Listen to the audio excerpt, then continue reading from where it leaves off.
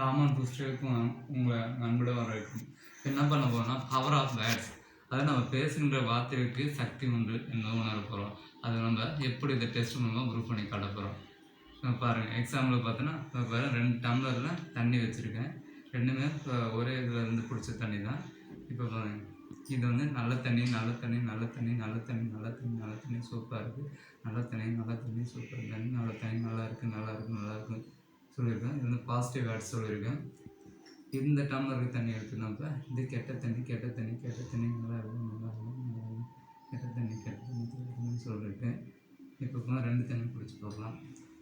First பார்த்தோன்னா இது நல்ல தண்ணி, அதை குடிச்சு பார்க்கலாம்.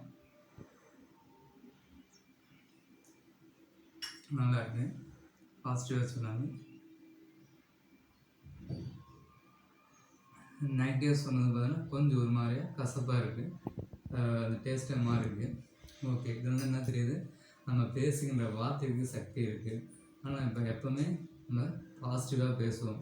இப்போ ஏசு என்ன சொல்லியிருக்காங்கன்னா அவர் பார்த்தோன்னா நம்ம கல் மண் கூட தேஞ்சு போகும், நம்ம சொல்கின்ற வார்த்தை வந்து தேயாது. அப்போ வந்து நம்ம பேசுகின்ற வார்த்தைக்கு பவர் இருக்குது. ஆனால் எப்போவுமே நம்ம வந்து நல்ல விதமாக பேசுவோம், நல்லதாக நடக்கும். வாழ்க வளமுடன். எப்போயும் வந்து நல்ல விஷயமாக பேசுங்க, நல்ல சிந்தனை பண்ணுங்கள், லைஃப்பில் முன்னேறலாம். ஓகே, இந்த டெஸ்ட் மூலமாக நம்ம என்ன ப்ரூஃப் ஆகலாம், நல்ல விஷயமாக பேசினா நல்லது நடக்கும், கெட்ட விஷயம்னா கெட்டதாக நடக்கும். அப்போ வந்து நம்ம பேசுகிற வார்த்தை வந்து பவர் அதிகமாக இருக்குது. ஒரு நல்லதாக பேசுங்க, நல்லதாக நடக்கும். வாழ்க வளமுடன். ஓகே, உங்களுக்கு பிடிச்ச லைக் பண்ணுங்கள், சப்ஸ்கிரைப் பண்ணுங்கள், மறக்காமல் சப்ஸ்கிரைப் டச் பண்ணுங்கள்.